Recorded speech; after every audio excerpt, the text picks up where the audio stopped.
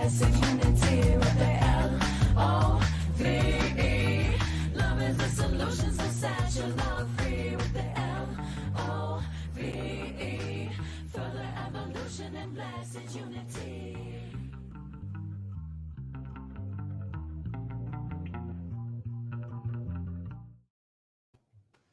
Good morning, self-lovers. Welcome back to the Self-Love Show. I am your co-host, Dawn Light, with my beautiful sister here, Trish Wright, with me. Yay! Today is a really wonderful day. We have an amazing guest to introduce. But before we do that, I just really want to remind all our guests, thank you for tuning in to us. We're so grateful. And in case you don't know, we're on all the platforms. Go check us out on YouTube. Go check us out on Apple, Spotify, all the places. And please like, share, and subscribe because this helps the algorithm and spreads the message of self-love to everyone that needs this, right? Who doesn't need to expand their relationship with himself, their relationships, and all the blessed ways we desire to have greater connection in our life? And so today is an amazing guest. I'm so excited to introduce her. So we have the topic today is Unstoppable You with Victoria Pelletier. So Victoria will share her personal and professional journey of overcoming extreme adversity, including childhood abuse and trauma, to live a life with no excuses philosophy. Becoming a successful corporate executive by age 24, an author and brand and networking champion, she will share personal and professional development lessons and practical actions for growth and advancement. Her key insights: highly motivational, inspirational, actionable insight and lessons for personal and experiential professional growth. Victoria is a 20-year corporate executive, board director, #1 selling author, and professional public speaker. Nicknamed the Turnaround Queen and the CEO Whisperer by former colleagues and employers, Victoria inspires and empowers her team and clients to change mindsets, drive growth in business, leadership, and culture. As someone who does not subscribe to the status quo, she is always ready for new challenges, becoming one of the youngest chief operating officers at the age of 24, president by 35, and CEO at 41. Victoria was recognized as one of the 100 global outstanding LGBTQ executive role models by Involve, sponsored by YouTube, and a 2023 Women of Influence by South Florida Business Journal, a semifinalist in the 23 50-50 Women on Boards Women to Watch, and 2022 Top 30 Most Influential Business Leaders in Tech by CIO Look, and 2022 Most Influential Entrepreneur of the Year by World Magazine, 2021's Top 50 Business Leader in Technology by Insight Magazine, and Mentor of the Year by Women in Communications in Technology in 2020. HSBC Bank awarded her the Diversity and Inclusion in Innovation Award in 2019. Yes, and she was IBM's #1 global social seller, ranked by LinkedIn in 2019 and 2020. Oh my gosh, Victoria Pelletier, welcome. What a beautiful bio and so much accomplishment. Good work in the world. Thank you. Thank you. I should have told you in advance. You could cut that down dramatically. Pick and choose what you want from there. It's okay. It's great. It's okay to boost you up. And I think that, you know, in a world where we are really taught that productivity is, you know, is a lot of what we do, I think that showing our hard work is good. It's good to just, you know, fluff up our friends. Well, thank you. I'm happy to be here today. Oh, happy to have you. You know, one of the things that I think about as I was listening to your bio, and I'm thinking about the people who are listening, and you know, even the people that we've had on, is, you know, having learning business is its own spiritual experience.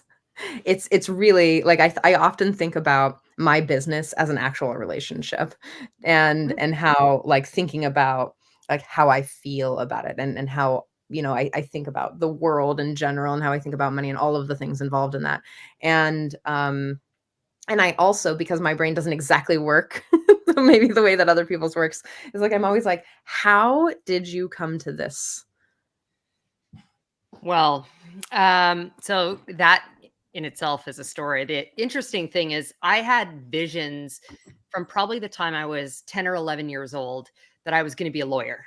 I think that's because my mom forced me to watch the TV series LA Law with her back in like the, 80. You guys are younger than me, I'm pretty sure. So like in like the 80s and 90s. But I watched that and I was like, I was determined I was going to be a lawyer. But I worked all throughout college and I was working in a bank and I got promoted through the ranks incredibly quickly. And I realized I loved the leadership role that I got to play. And I also love the complexity that I found in business. And so what I thought was going to be 1 year off between undergrad and law school, and I had been relocated with the bank across the country. So I was thinking maybe I'd move back. Neither of those two things ever happened. So I never went to law school, and nor did I ever move back out west because I followed my passion. And I found that in the corporate world. I'm still very entrepreneurial. I've built and bought businesses, and I have many of the side hustles that you talked about from authoring and speaking and those kinds of things. But at my heart, like I'm a business person, and I love like the environment that that creates, and doing things that bring me joy and solving problems. People.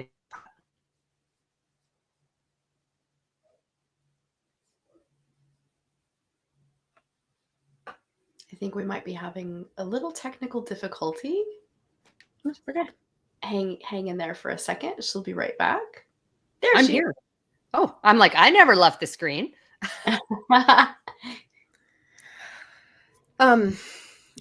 love that you're like, you knew as a child how well, like where you were going.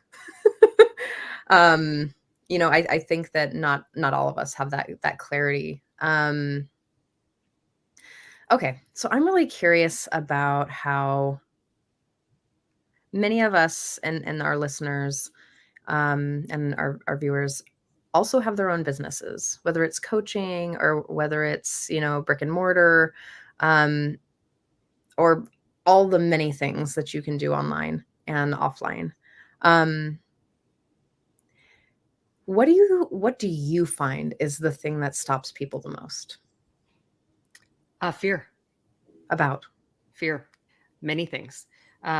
Fear about of rejection. So I think many people, and I think in business, so step aside more on the corporate side than entrepreneurial for a second, but and particularly women are afraid to ask, afraid to go for the promotion, afraid to ask for the introduction. And a lot of that is from fear of rejection. And I think there's significant insecurity in our own abilities. And I think, and this very much applies to entrepreneurs as well, failure. We're afraid of failing. And, for me, like, so what? You pick yourself back up. Progress is one foot in front of the other and moving forward. So I think that's what holds so many people back. Absolutely. I mean, I've been in practice off and on for about 10 years, and my practice has evolved. And I know that Dawn's practice has evolved, and I'm sure that your like, that's the cool thing about, owning your own business is it really is truly intimate. It'll touch every part of your psyche and your life and how you feel about yourself and how you feel about other people and what you feel about selling and your goal and your purpose on the planet. One of the things that really helped me some years ago is I watched it was a really short TED talk about a guy who was like teaching us how to talk about what we do at high school reunions. He's like, don't tell them that you're like, I'm Bob, I work at the bakery. Tell them like what your purpose is and start from the back end. Start from like who you help, why it matters to you. And then you can walk into this experience of like, oh yeah, and this is how it works out. So it really helped me understand actually how to align myself with what I really truly wanted. And what, because I was like, oh, I'm hearing all these things. I'm taking all these coaching practices and things like that. And I think this is what I'm supposed to do. And I was like, actually, that's not my mission. My mission is actually to be with people in their fullness and to invite them into full expression. And I can move from that way. instead of being like, oh, I'm a certified sex and relationship coach and I need to do it this way. Like, I don't need to do it that way. I need to sit with people in their codependency and hold them there. And so in saying all of this, it's just this idea of the fear stopping us. I think one of the fears I hear in my own practice, just around, I don't know what to do next. Like, I don't have a game plan. I don't see that far. And even in like relationships, right? I'm thinking about relationships. And even when Dawn and I were talking right before you got on, it was like, oh, I don't actually have like the best game plan here, because I'm coming at it from a coaching thought process, and there's just things they didn't teach me about business. I have a hand for coaching and like maybe a finger, a pinky for business.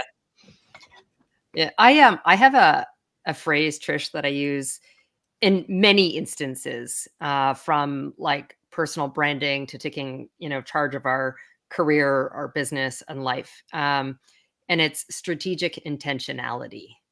And I don't think you have to have it all planned out. I mean, I thought I was going down one path, being a lawyer, living in one city, and all of that changed. So I was open. So strategic intentionality, but being open to opportunities and things that may come our way. And in that strategic intentionality, though, it is being grounded first and foremost on what is your goal and objective. So, I mean, that's where I want to get to. And then the strategy over what's going to bring me, to that next step, and then creating intention and holding ourselves accountable to taking progress on that path. So that's been for me sort of my approach in terms of life, business, relationships, all the things. Mm-hmm. Beautiful. It's really important. It's true to keep realigning yourself, because as many times in business, we have to pivot. We have to pivot again, and we have to pivot again. And it's like, and we're also following this, like, when you're really operating from a soul-led business, you're literally spirits leading your business forward. And so there can be these huge shifts sometimes that you're not anticipating. And like, you grow. And I think when you start with a certain niche, and then you grow and you evolve your niche and change your business, and that's been my experience I'm speaking from my own experience here around my own business. And it's evolved and it's growing, and it's a practice, and I'm like loving it and listening to it and honoring it. And it has really busy times and really more nurtured, inward times too, like a human life, right? It's got a life of its own. And so I love what you're bringing forward is really so important. It's like, just stay with what is my next step, and keep realigning yourself there. And that's so important. Yeah. And I think really getting comfortable with the fact, and you use the word pivot. I like that. I use it often too. I mean, we evolve and change. And I think of what I wanted in my 20s and how I defined success, very different as I got into my 30s. And now that I'm creeping into my late 40s, again, the view of that is very, very different. And so I give myself like the space and the agency to like recognize that I've evolved and I want different things. And so I think many people don't give themselves permission for that, because they had a path they were going to go down, or like, well, I need to continue here. Well, no, you don't. Who says you need to do that? Right. So, yeah. That's beautiful. Like, I mean, I feel like I had a whole life previous, before I even started to do this. I like feel like on a soul level, I accomplished so much. And then I kind of had a redirect, complete start over, go to graduate school. And then I shifted gears. I was already a therapist before I went to graduate school, but then I shifted into coaching because it made so much more sense to me. And like the skill level I acquired was really about completing patterns in consciousness versus just talking about it. And so that's what really directed me in that direction. And yeah, it's just been such a powerful learning curve on every level, learning business, learning, there's so many things you have to learn to be an online entrepreneur. And it's not for the faint of heart. Definitely not. And I think if I were to give advice to, particularly the entrepreneurs, listening and watching here, is you don't actually have to do it all. I know You that's don't. hard when you're starting out and you think you don't have the money to pay people to do that. First of all, there's a whole bartering system. There's fractional work that can be done. Like, stop thinking, lean into your superpower and find other people who are going to help you with the things you're not great at. So, if you're not a good bookkeeper or finance person, find someone to do that. Find someone to do your social media for you, like all those things. So again, lean into, I think, what I call it your superpower, but also what brings you joy and value, and find others, surround yourself with others who can complement with the things that you either don't enjoy or don't have the skill to do. Or don't have the bandwidth or time. Exactly.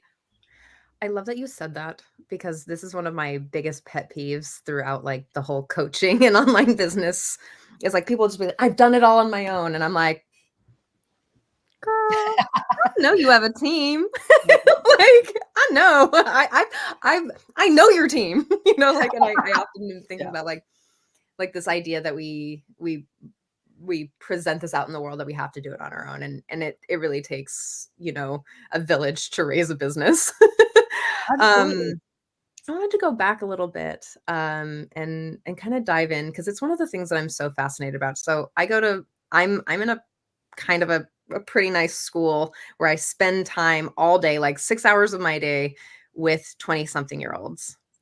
And their goals and their mission are very, their purpose is just different than mine. I'm stacking like 20 years on them, right? And so I'm always thinking about how our purpose and we oh, you said how we redefine success. And I'm curious if you can talk a little bit about how you define success in your 20s, and then in your 30s, and now in your 40s, like, because Dawn and I've talked about this a lot, and we've done shows on this piece, but I think that this part right here is some of the juiciest and most loving advice that we can give any person, especially, people in femme bodies, and especially if they're in a, some aspect of a minority identity.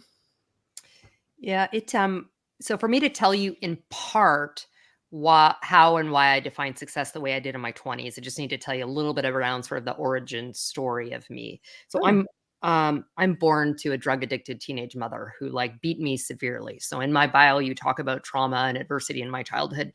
Comes from that. I'm fortunate to have been adopted, out of that environment when I was 4, and into a non-abusive home, but lower socioeconomic position. So I started working at age 11 to make. I never had to go without food or clothing, but there were no vacation. There was no. I didn't get to go on the school trips, like that kind of thing. And so for me, my I was determined to be better than the biology that I was born into, nor the circumstance that I was Yeah. raised in. And so for me, my definition of success was a lot had to do with material possessions. And so I was going to accumulate wealth. And then as I entered the business world, I also equated, the wealth came from more senior and senior roles, but it also came with the hierarchy and the responsibility that I gained. So I achieved to some extent in that I became, my first exec role was at age 24, Awesome. earning, 6 figures at that point. And so that's how I define success. When, I got into my 30s and I got divorced from my ex-wife, who then passed away from cancer just a couple of years after we divorced. And then I became a single parent, and had to nurture my children who had to deal with the loss of a parent. I started to incorporate things like health and wellness. I've always been a fitness fanatic, I've been concerned, but that started to become much more of an element, and the self-care piece, seeing all that she'd experienced. She had cancer the first time when I was pregnant with our youngest. So that sort of entered the equation. And also, we found out her cancer had come back just 2 or 3 months after we separated. I left her everything. I was 12 or 13 years younger than she was. I was the primary earner, and it is just money.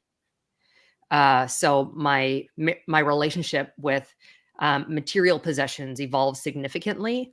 Mhm. And then as I got later into my 30s, into my 40s, and I started to think about what I wanted next in career in particular, and it's connected a lot to what I talk about from a personal brand perspective. I started to think about legacy and impact. Mhm. And when I die, how would I want to be known? Being a successful business person and doing all of these mergers and acquisitions and things like that, that's not what I want people talking about when I die. I want it to be beyond the fact that I will have raised two really good human beings. I want it to be around the fact that I created better workplaces, communities, and the world at large through the work I do as what I refer to as a whole human leader, and also the work I do around social justice and social equity and diversity, equity, and inclusion. So that's the evolution of definition of success for me. Amazing.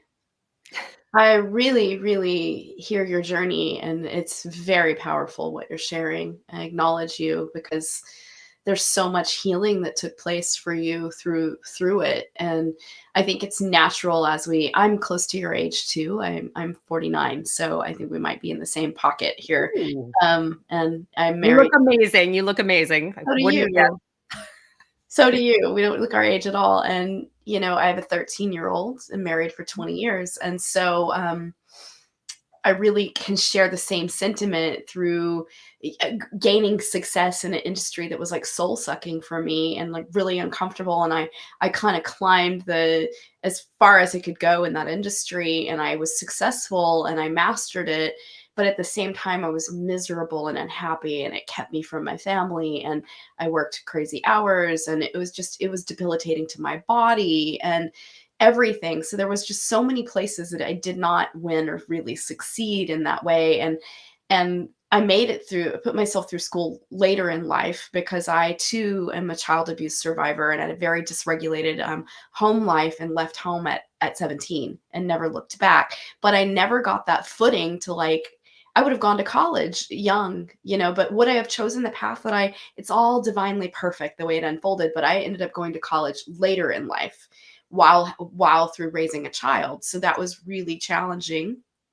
And then my success definition has evolved and changed so much in letting go of the material need. And I've learned to be incredibly resourceful, and everything in my consciousness and my mind around money and success, all of it has evolved. And now I'm in the same place. Like I have this deep ache in my heart. Like I too want to leave a legacy. I want to make change in a good way. I want to be known for like, wow, that woman like left an imprint in this way, and that would feel so good on my soul to know that I came and I made the best that I could make out of this precious sacred life and impacted as many souls as I could in a positive way. And like that, you've won life when you do that. Like I don't want to be that person that lays on my deathbed with regret. I want to lay on my deathbed knowing I showed up and did my best. And like I took the opportunities, and yes, they were hard, and yes, there was challenges, but I said yes.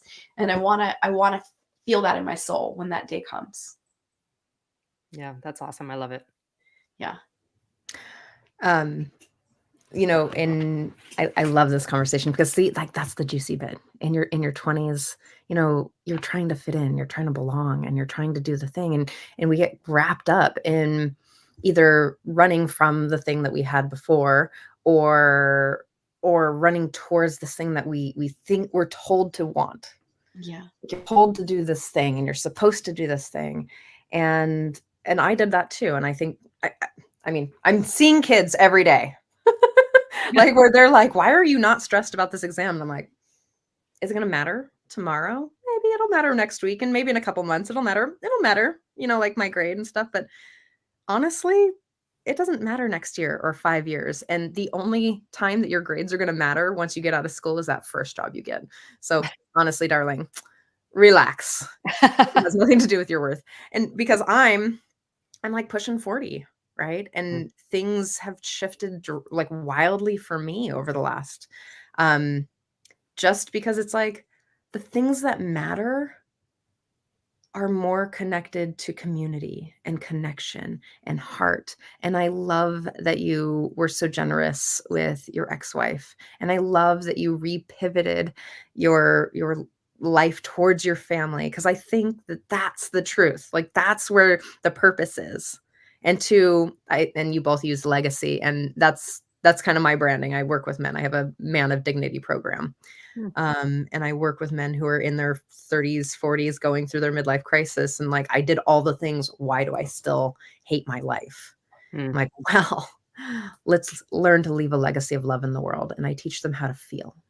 I teach them how to empathize, and I teach them how to drop into their body and actually become human and humane. So I'm like, just to get to this point of like, oh, it's not about the money. It's not about stacking accreditations or these things. It's really about how you show up with yourself, and it's about how you show up with other people. And if you're actually leaving a wake of love in the world, or if you're like leaving cruelty. Ooh, this is such a juicy. Again, like this show. We've often joked that it's couples therapy for Dawn and I. Like friendship, couples therapy. Our relationship has gotten so much better. We like get coaching every week from people, and we also offer coaching. And the community, I think, like the woven community around like really promoting other people's voices has been something that's been really incredibly important to us. And Victoria, sharing your story and how you weave in the world, there's no doubt that you just bring so much love to a very corporate world. So thank you for doing your work. Thank you. Thank you. Okay, so we've talked about fear, we've talked about purpose, we've talked about legacy, we've talked about family, and we've shed some tears. So now we're friends. So what I'm kind of thinking about is, okay, so sometimes when I'm thinking about being unstoppable, I often hear like you have to just keep going. And I think that sometimes we don't know when to pause or when to keep pushing. And like is it resistance, or is it like a time to take a step back and look? Or, like, how can we talk a little bit about like maybe how or how you coach your folks, how to know when to pivot or when to slow down or when to just keep moving through it? Yeah, the Unstoppable is a very significant part of my brand. I mean, it's the LLC, it's the first book that I co-authored. Like it's a meaningful word for me, and it's in that there is nothing that will prevent me from achieving my goal or objective. However, how I had to go through that path, and I think I didn't have the most healthy way of being resilient, and resiliency is a big part of what allows me to be unstoppable. And so for me, in the early days, that was about putting walls up. I'm going to protect myself, given the abuse and trauma I've had, and rejection and sexual abuse in my teens, and all these things. I'm going to protect myself. And so the first thing I'll talk to people is developing a healthy way of being resilient. I mean, the anchor always remains the goal or objective that you have, whether it's career objective, whether it's a fitness objective, it's relationship objectives, whatever. Be really clear on what that is. And then a lot of it has to do with self-awareness and self-reflection. And so this is where I will challenge as I'm coaching or mentoring people is to be really aware of, why do you have the thoughts? Why do you act out in the way you do? What is preventing you from achieving goals and objectives? And finding a tribe of people that are going to help you with that, because sometimes we have blinders. So find some people who be radically candid with you on some of those things. And then it's about modeling the thoughts, the action, the behavior to move us forward. And one of the things we talked about, fear, giving yourself permission to fail. However, on that, as long as you pick yourself up, pull your socks up, and again, one foot in front of the, of the other. So that developing resilience in terms of the journey towards being unstoppable, that self-awareness piece. And for me also, when it's time to pivot, I talk about is it again connected to this goal or objective you have for yourself? And now that as people are getting older, talking about legacy, is it also bridging towards that?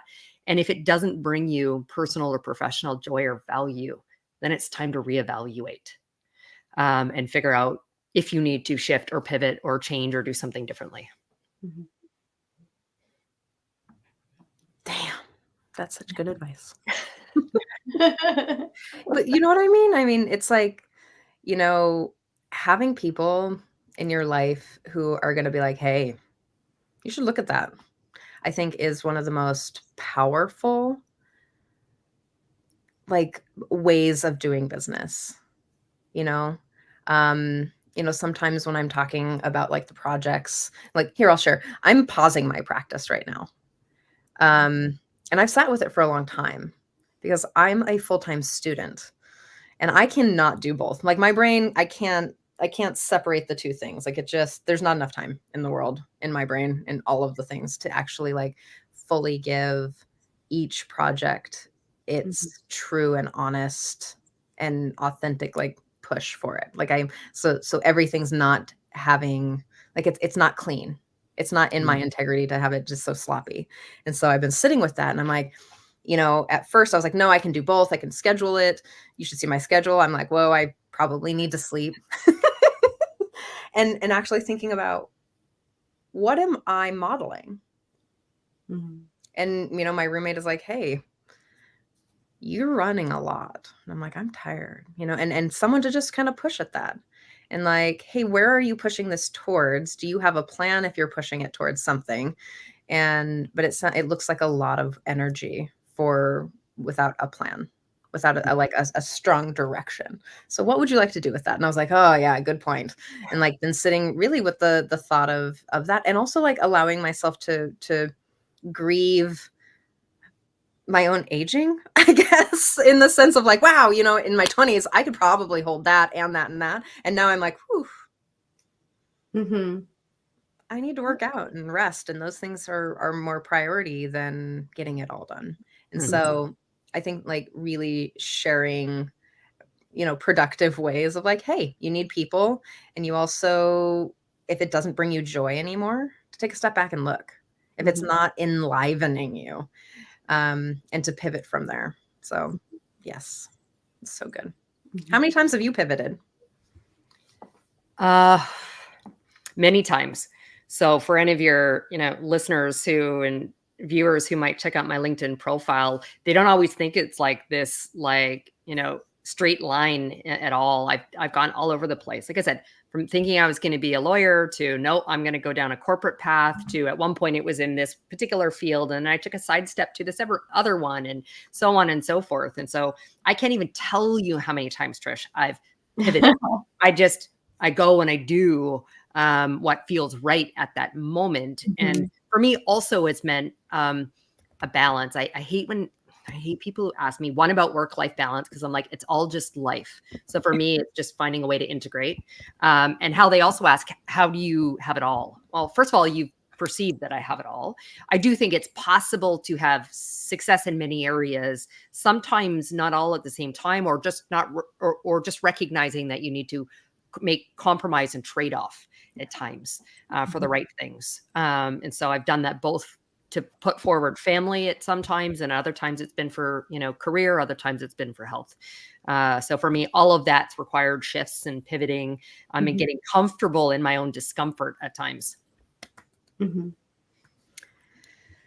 Yeah, I find that it's uncomfortable. Being in business can be radically uncomfortable at times, and you find your sweet spot and you find your groove for a period of time, and then new things come in and you got to change and you got to pivot, and it's just like being willing to be uncomfortable while you're growing and expanding is the key ingredient. Like, not jumping the gun and running and like I'm going through a radical growth phase right now where I had a lot of people leave my coaching sphere, and I did like medicine twice, like, psychedelic medicine. Like I did toad medicine and I did combo at the end of the year. And that kind of initiated this whole nother level of boundaries for me in my business. And it's showed up in my business.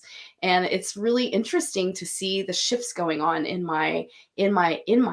It's like, okay, I've really given it my all, through serving and doing these specific projects and things. And now I'm kind of shifting gears and restructuring and so like I'm in this kind of soupy unknown place at the moment, but I know that it's like birthing into a new. That's And great. so, yeah, I'm just like surrendering to it and allowing myself to be in it, even though it feels uncomfortable at times. And I'm like, oh, I just want like it to be, dialed, and I know where, but it's just not there yet. And I'm okay with that. Good. Perfect mindset. Yeah.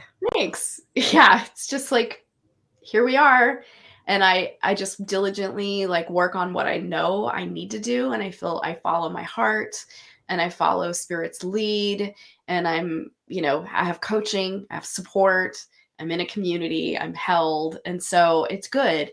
It's just, man, it's like, whoa, business, you don't ever realize when you're signing up to be a coach or a leader in any way, you don't realize the transformational soul journey you're about to go on when you say yes to that path. It's like it's so beyond what you think it's going to be on every level, and it's totally linked to your own personal healing as well. It's so true. Yeah. And I think it's also kind of funny that we think that it's supposed to be some sort of way as we're all evolving.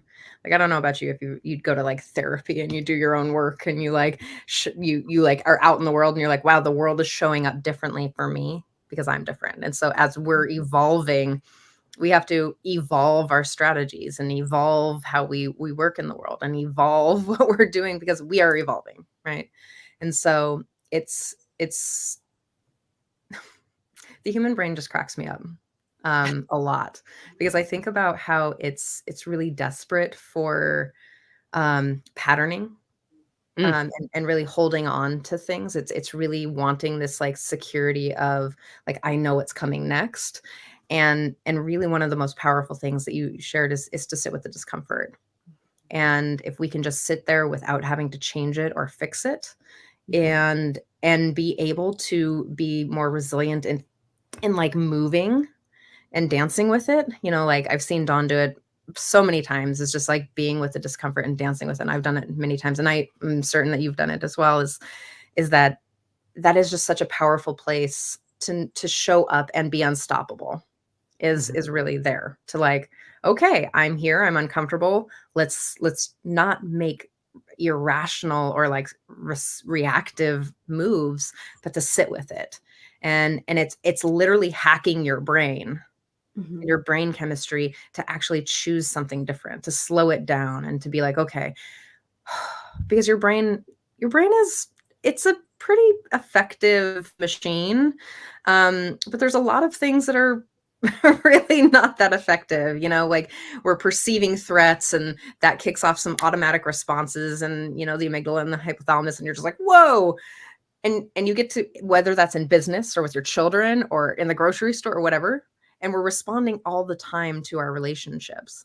And so when you can train your brain and when you can really hack that, some like to actually logically think about like, oh, I feel stressed, I feel threatened, I'm going to sit with it and actually either ask for help or just see what's to come next and what's really sparking my own purpose and joy. Ugh, such a juicy conversation. I'm curious if there's anything that you'd like to share or bring our guests through, like a practice of some kind, or anything you want to share. I think a lot of it we've talked about today around sort of the, you choose. I mean, for everyone, you are the CEO of your career, of your growth, of your personal brand. I think far too many people don't put themselves in the driver's seat and are looking for others to lift or pull or push them forward. So I think we've got way more control than I think we give ourselves credit for. And much like I tell, all of the people I coach and mentor, and I will tell you, my youngest has it down pat now. You don't ask, you don't get. And so that in itself can be comfortable. Fear of being told no or being rejected. And so I want everyone to recognize that, you're the CEO of you, as I said, of your career, of your health, of your personal brand, all of those things. But with that comes a couple of things. And so one is there's a level of resilience, as you talked about, and I think you need to move through a healthy level of resilience. There's having the, that I call it the tribe around me that will support me, that will lift me or hold me, I think. I heard earlier in the conversation, but also challenge me deeply. And then there's a significant mindset piece here. And so you'll see that I sign a majority of my social media posts with, at least many hashtags, but unstoppable, my mantra and philosophy. The other one's around no excuses. And that doesn't go well with my children. But stuff's going to happen. We control what we can control. And there's some things that will happen, challenge, adversity, trauma that will come our way. We have choice in terms of how we're going to move forward. And whether that's with the support of coaches like yourselves and therapists, et cetera, or the self-reflection that we do, we need to be strategically intentional about how we take that path forward. And that for me is where no excuses comes from. Yes, I've had a lot happen in my life. I joke that I could have gone down a very different path of being probably one of the smartest, best damn drug dealers if I'd gone down the path of Julie, my biological mother, and sort of the circumstances, but I made choices to do things very differently for myself. And when other, adversity comes, even if it's just in business, I've been through, as I said, a ton of mergers and acquisitions. That's all challenging. It's a choice for me in terms of my participation in that, my engagement, how I'm going to lead others, or even to stay. And so I just want to leave that with everyone around the ability to sit in the driver's seat for ourselves in all facets and coming at it with this no excuses mindset with the support of both resilience and people around you to support you on that journey. Amazing. Amazing.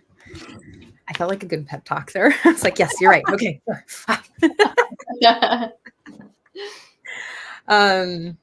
I think I have 4 or 5 academic advisors here at Berkeley.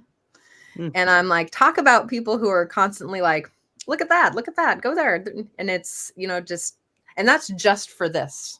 That's not the rest of my life and how Dawn and, my inner circle shows up. I do want to share this one thought that really helped me to differentiate who to listen to. Okay. So I've got rules. Like, this person has to have my respect. Okay. This person has to have my respect. And I've got to, I like, not only as a person, like, their values are aligned with mine. I think of them, I have respect for them and what they're doing. They're moving at a pace that's, I think, humane.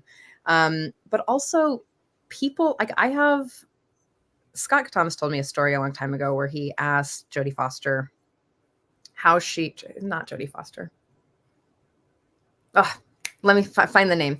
He was working with this woman who had a lot of hate because she was an activist. And he's like, how do you deal with all that hate? She said, you know what? I have like a board of directors. I have a committee of people that these are the people that I care about, their opinion. They're my guides. And it really hit me, like I heard that in 2020 and it really hit me. And I started to really like sit back and think, like, who would I want on my side? And again, part of this, like, who's like the people who are going to poke at you, who are going to be like, hey.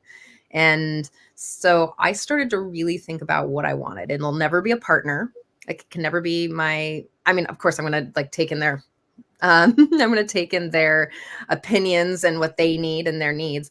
But there's too much agenda with them, right? There's too much agenda for their life wrapped up in mine. But then, so I started thinking about so Dawn's on my committee. I have some friends who I really value where they've come from and where they've gone to. And so a couple of other people, like I have like an accountant who has a different, like, grew up really, really wealthy. And her mindset is just very different than mine. I grew up really poor. So I have all these people who are like, hey, I see you working hard, change this. Or, girl, where are you going with that?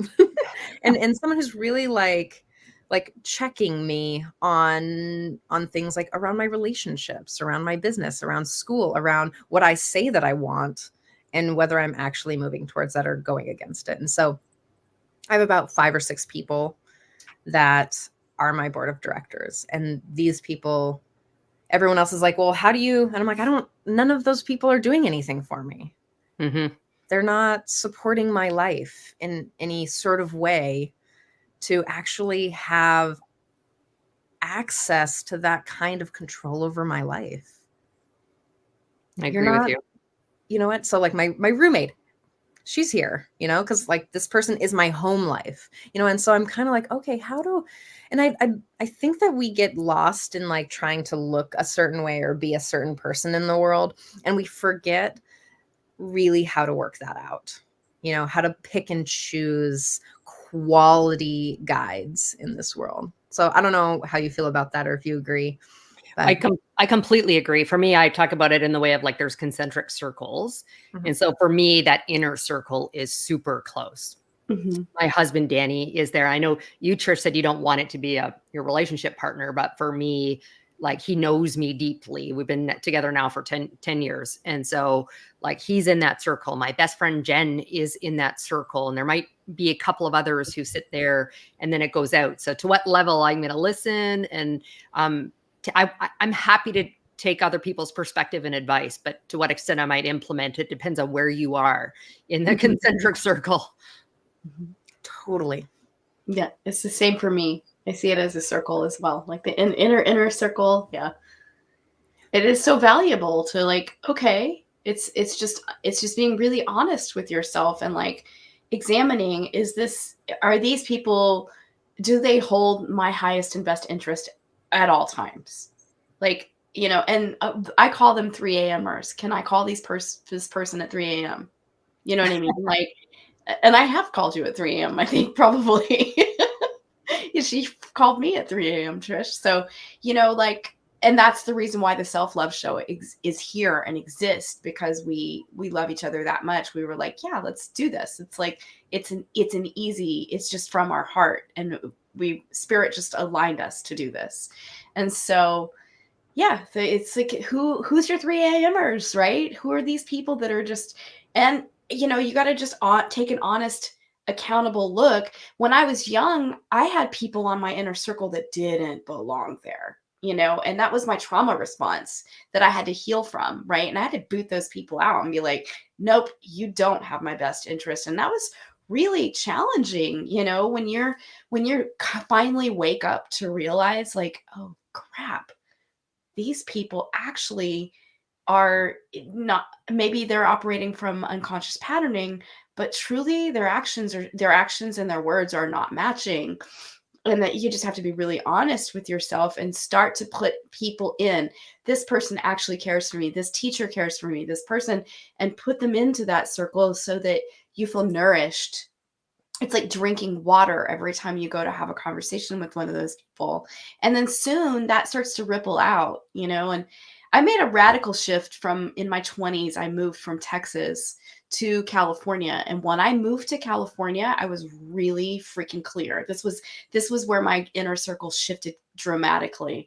And I made a proclamation and a dedication to myself that I didn't know anybody. I was moving to California with barely knowing anybody, one person. And I just said, you know what? This is it. I'm going to cultivate relationships that are honest, real, loving, deep, transformational, hold me accountable, like soul tribe. Like I'm here to find my soul tribe. And if they're not that resonance, then I'm not going to have them on my team and in my life. And I have cultivated that. Now I'm 49 and I have rich, rewarding relationships across the, you know, from inner circle and circles out, however you want to call it.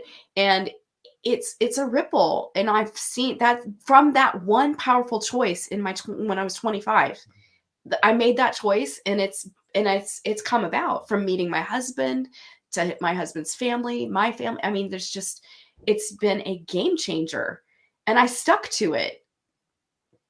And I'm so proud of myself because like now I have those rich, rewarding relationships in my life that I feel like, yeah, they're family friends. They're 3 a.m.ers. They're people I love, value, and respect. And would, I have a handful of friends that are going through a really challenging health thing in their family right now. And I just cooked them soup and took them soup and was like, I love you. I'm here for you. Anything you need, I'm here for you. And it's just like, just showing up in that way for somebody is everything for them when they're going through a challenge. And can you be that person so that you allow others to be that for you when you are in that spot? And that's Mhm. it. That's it. Like live by that value and your life works out golden. I agree. I love you. Little rant.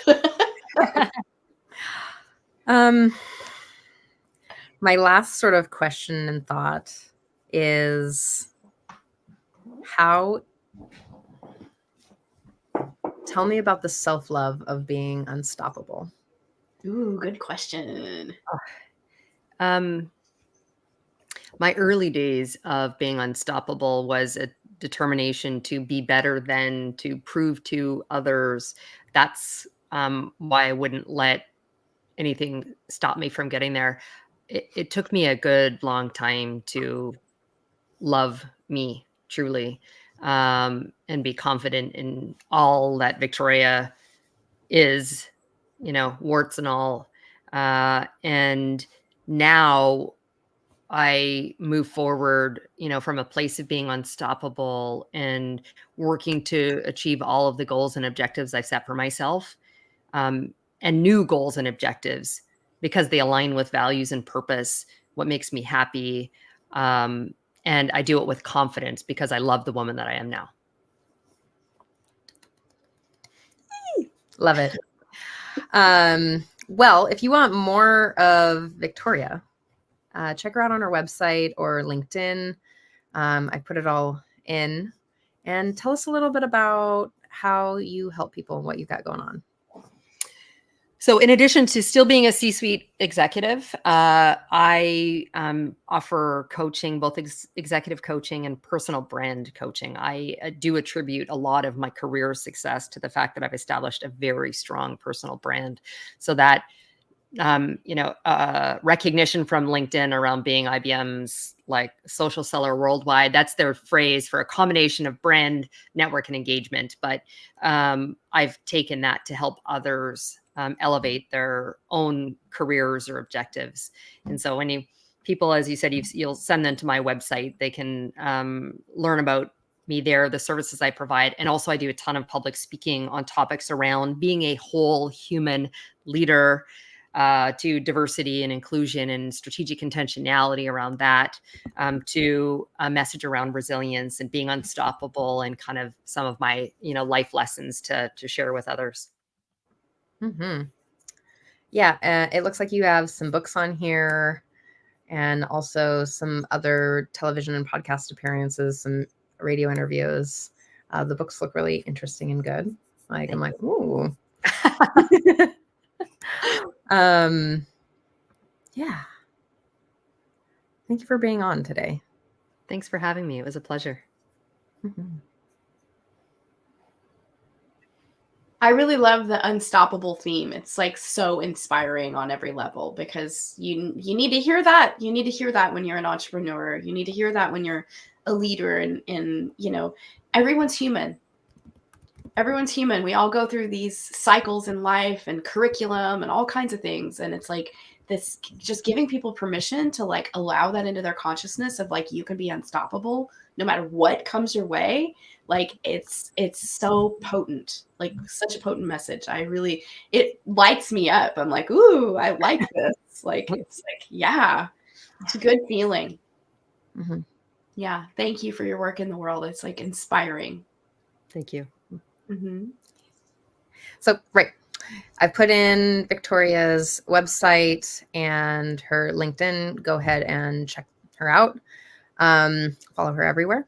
For those of you who are listening on the podcast, that's Victoria Pelletier, PELLETIER.com/meet Victoria, meet-Victoria.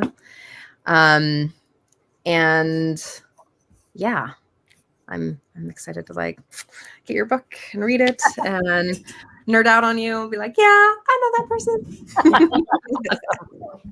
The audiobooks are on Amazon. I have to say, for all of your listening audience, I am now at my preferred method of ingesting content is audiobooks or podcast. Me So although too. you can buy the physical ones through my site, also on Amazon, I will tell you can go to Audible, Spotify, whatever, to get the latest one. I just finished recording the book that's coming out in the summer. I literally just finished this morning the closing credits and on that audiobook. Ooh, and we can hear your voice again. So that's great. That's right. No, it really does have something special when the author actually reads, you know, their work to you, because I think that really gives the inflection and the, yeah, a different understanding. Because I've read or listened to some books that were, I'm like, this person was not familiar. But I've also listened to people who have written their own and read their own book. And it was just really like, wow, this, I feel the passion there. Yeah. So I'm excited. I will get that on Audible. Thank you. Dawn, would you like to share about what you're up to? Yeah. So I am very excited. I'm hosting a retreat April 20th and 21st. And it's for those that are based in California. I mean, if you want to fly in and come, please do. I will put the chat in the link, but it's basically, the name of it is Walk in Grace. And so this is an opportunity for you to have a deep dive spiritual psychology process. We'll have movement, meditation, really, altar building, conscious altar building, and really deep prayerful ritual. And it's just such a sweet engagement. It's kind of like a culmination of my life's work kind of coming together in these 2 potent days.